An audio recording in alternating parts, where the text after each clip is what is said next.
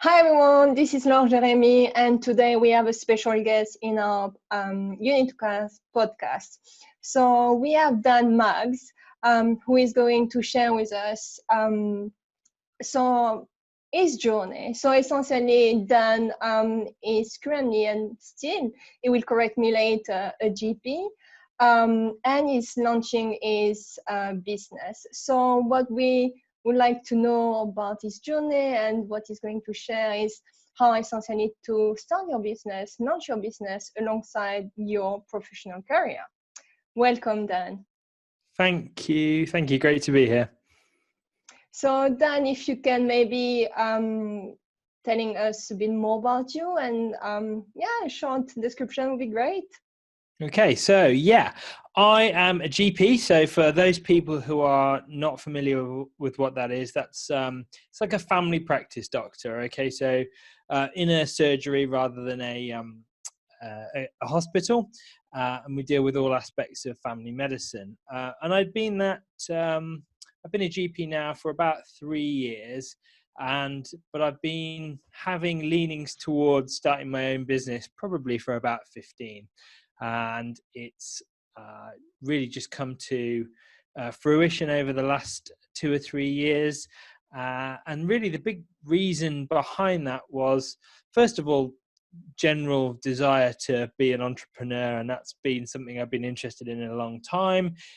Ultimately being my own boss, having the time and location freedom to do what I want to do, rather than be tied to somebody else's schedule. You know, the usual things that anybody who's listening to this podcast who wants to be an entrepreneur is probably familiar with.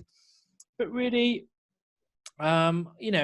great job, really enjoy the job. But one thing I came to realize is that, our healthcare service, particularly here in the UK, is more of an illness service rather than promoting good health. I think there's a lot of influence of food and pharmaceutical companies in how we practice medicine in the UK.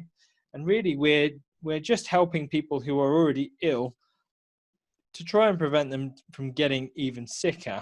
And that was something that, whilst, it's a really important job, I wanted to be affecting a different part of that pathway. So I wanted to go upstream. It's like the firefighter analogy. You can either try and put the fire out, or you can stop the fire in the first place. Mm-hmm. And I don't really think we're doing enough to try and stop the fire in the first place, and that our health, the health of the nation and internationally, we're getting far worse. And actually the average life expectancy in some areas is actually starting to decrease rather than increase for the first time in history. And we need to do something about that. So I decided to take a side step away from being a GP, start my own business. I've got a YouTube channel, and that's been really good in terms of starting to give me a bit of an income whilst I build the rest of the business side of things up. So that's why I made that decision, and that's where I'm heading. Nice, great. So what are the benefits of doing so? So I understand that running or still doing your professional job on your day job, really, alongside building a business can be really challenging. So on what are the benefits of doing so?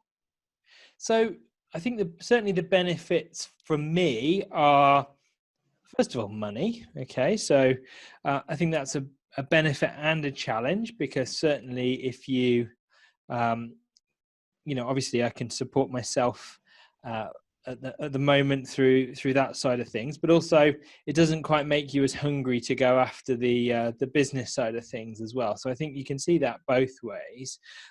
For me, being still remaining and being a doctor is important for my credibility.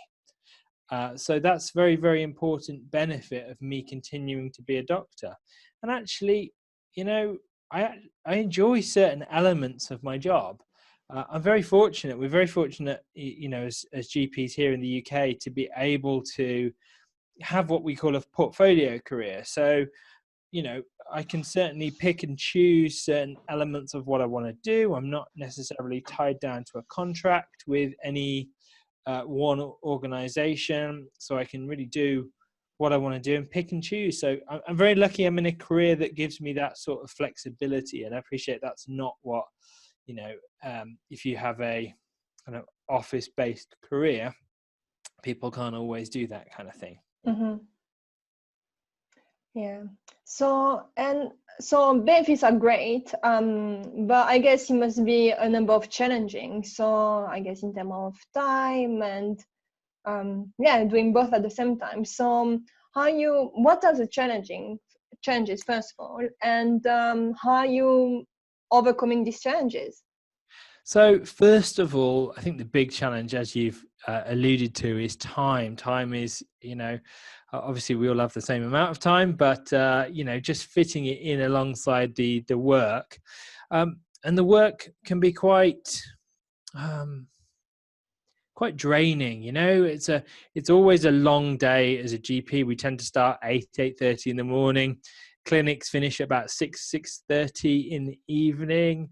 Lunch break is usually consisting of home visits, and usually after clinic there's still a lot of administration, letters to dictate, patients to phone up with results and things like that. So it's a long day, can be an emotionally exhausting day as well. So it's not uncommon to come home and really not be able to think about starting on doing some other work in the evening. So that's been a real challenge, finding the time, giving myself enough of a time off to actually stop yourself from burning out, because I think that's a big risk for entrepreneurs who are building a business alongside their regular day job, is just not giving yourself enough rest, especially if you're working a full 40-hour plus week in your regular job to earn a living.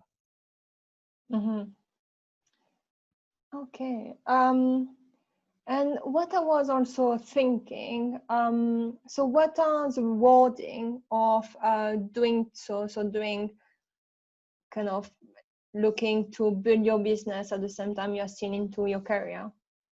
So I think, it's this balance between, being able to take your time, being able to do it right. Thankfully, the way I earn money off my business, I'm able to divert some of the money from my main income into the business stuff, which is, really, really helpful. So you get to start doing things like branding and things, getting that done professionally, helping you to outsource the things that are difficult to do, or you shouldn't be doing. Mm-hmm. I am no graphic designer, believe me.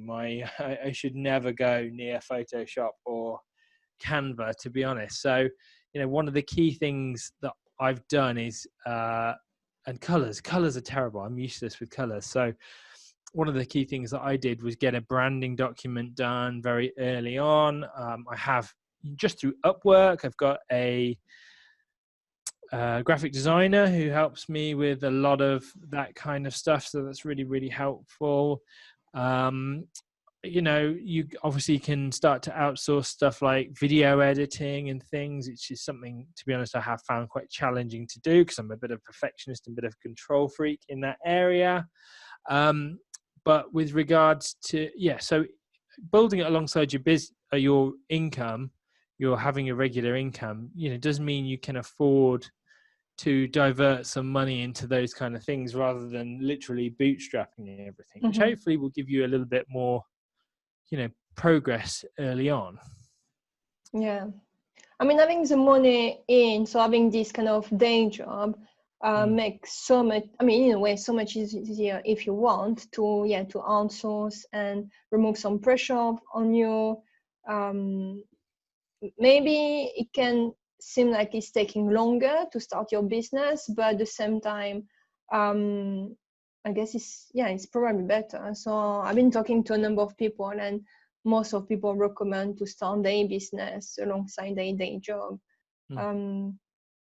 because learning every aspect of everything you should know to start a business can be really challenging and time consuming. So instead of putting this time into trying to learn all of these new skills, it's just sometimes better if you do have the money and can use this money from your day job to outsource to people who have the skills, can just remove so much pressure. And in fact, you can save a lot of time also doing so.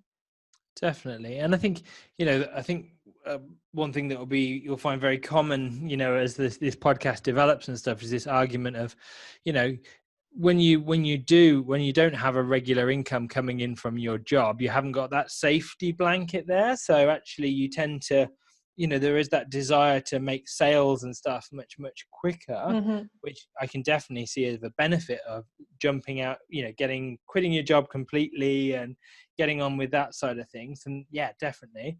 But I also have people I've seen who have quit their jobs probably a little bit too early without really knowing what they were doing with their business, and have really struggled, really struggled, and ended up having to go back into work, which is, very, once you've made that decision, it's kind of, they've been quite embarrassed to go back and ask for their old jobs back and things like that.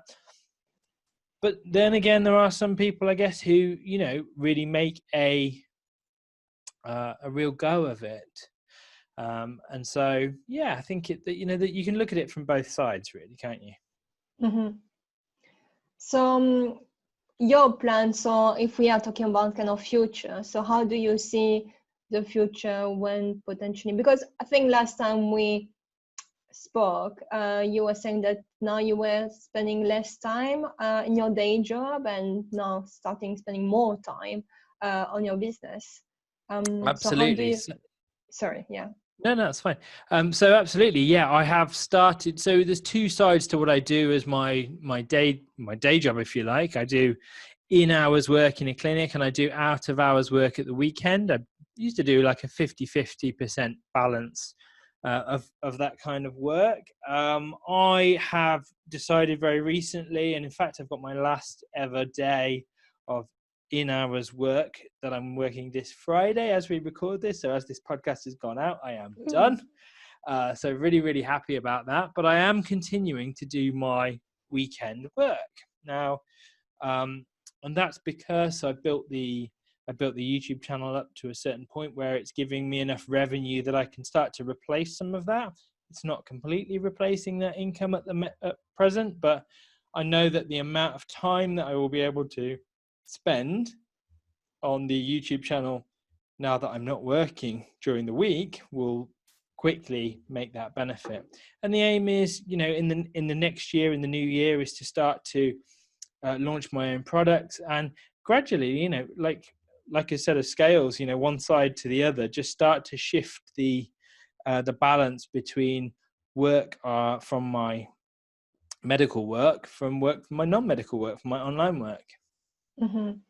And just also maybe for our listeners to have an idea in terms of time frame, from the time you've been thinking about starting your own business, starting it, so I guess with your YouTube channel, to the time where you start generating some revenue, then for you having the opportunity to do maybe less of your day job. So what was the time frame for all of that? So the time frame for, this has been something I've been thinking about for about 2 years, really. And so getting the YouTube channel off the ground, I've really seriously got that off the ground in the last year. So yeah, probably getting to a year where it's taken me to get to the YouTube channel up to a point where it's giving enough income. And I think because I'm in a minimum market health and everything, people are, it's widespread interest and stuff. I've grown it particularly more than perhaps somebody who's in a much more niche area would have done. So I think you have to certainly bear that in mind. But yeah, about a year. And have you done anything special to grow this YouTube channel, or is it kind of more organic? So no, it's all organic. No paid traffic or anything like that. So yeah, all been organic growth. Oh, this is amazing. Oh, amazing. So I guess he gave a lot of hope for our listeners to, if some of them are GP like you, maybe to why not starting their own business, or if they're not, maybe understanding that the possibility and maybe the benefits of doing starting a business alongside a day job. So do you want also to tell us a little bit more about your YouTube channel and where we can find more your content and the type of content you've been sharing? Yeah, so a lot of the content that I create was based around my own journey, and I think it was that I realized, I started out my career as a GP, fully qualified. As a fully qualified GP, being well into the obese category, and I very much learned very quickly after some interesting events in my first year of being a GP that really I think we're doing a lot of our nutrition wrong. I managed to lose about 5 stone, or about 30 kilograms, in the space of about 6 months, and made me realize that, question a lot of what we were led to believe as part of nutrition in terms of our political opinions, food companies, pharmaceutical companies having a big influence with these kind of things. And so, that's what I talk about over on the YouTube channel. It's really about weight loss. But it can be about diabetes and all these kind of things, but it's about preventing and treating those with nutrition rather than drugs. Oh, great. I'm sure a lot of our listeners would be really interesting to watch your content and learn more. I'm sure it will be so much new thing to learn from. So yes, thank you for creating this content. No problem.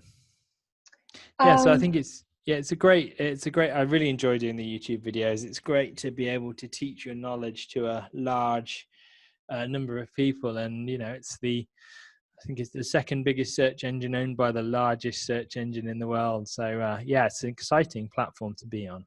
Yeah, I guess also because sometimes when you're also an entrepreneur, it's not always easy to be on camera. And how was it for you to start your own YouTube channel? Was it just kind of? Yeah, I think I hated being on camera. 18 months ago, absolutely hated being on camera. But realization came to me that actually it's pretty much an essential part of being an online business these days. And if you don't like being on camera, you better learn to like being on camera. And all it is practice. And I still don't like it. I still don't enjoy being in front of camera.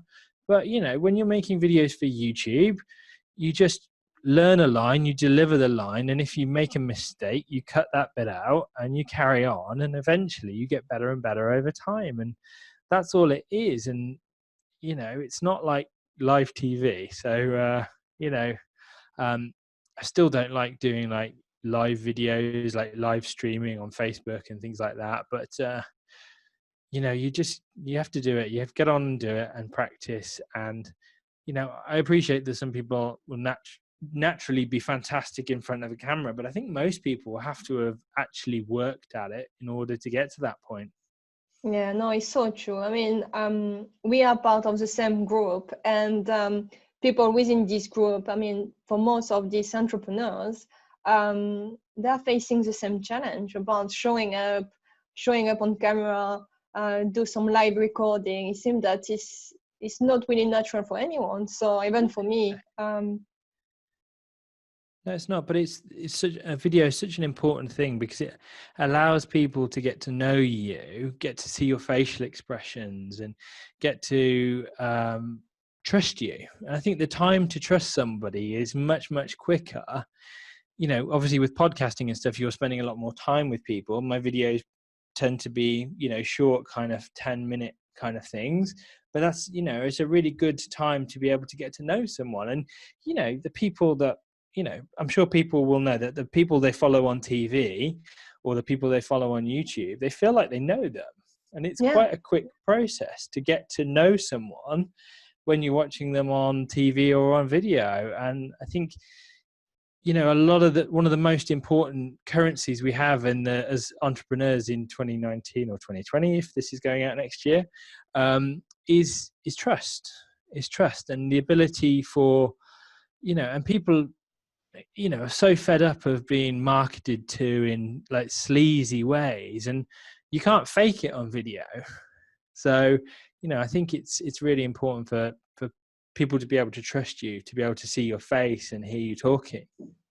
Yeah, I mean, I have a marketing background, so I know what you're talking about. That's why also kind of I left this industry, because I just had enough about how so marketing can manipulate people. I mean, there is some good in marketing, just the way you use it. But yeah. So I don't have any more questions. Is it anything else you would like to share? We miss anything before we just say goodbye to our listeners? No, just just to share with people that the journey isn't always a quick one. Sometimes it takes a long time to transition from the day job to entrepreneur, and not to rush it, really. I think people are often in a rush to switch from one to the other, and it can be done gradually and over time. And hopefully I'll be coming back in a few months and telling you that I've made even more of a transition to I would love to. Being a full-time entrepreneur. Yeah, thank you. Yes, I would love to. You are more than welcome to come back to the podcast and share what is the future of your journey. Fantastic. Thank you. Thanks, Dan. Thanks for your time. Thanks for sharing all of this insight and your journey with our listeners. And for everyone who is listening, please go and visit Dan's YouTube channel. Can you remind us the name of your channel, please? Yeah, so it's I'm my surname and my name on all of social media, which is Dr. Dan Maggs, and it's one of those names that you have to spell. So it's Maggs. So Dr. Dan Maggs, Maggs on all social media. Okay, perfect. So, guys, if you want to check Dan content, please go on his channel. Thank you, Dan. Thank you. Are you ready to turn your passion into a business? Is it finally time to make the difference you were born to make? Good, because we are here to help. Get started now at UniToShine.com.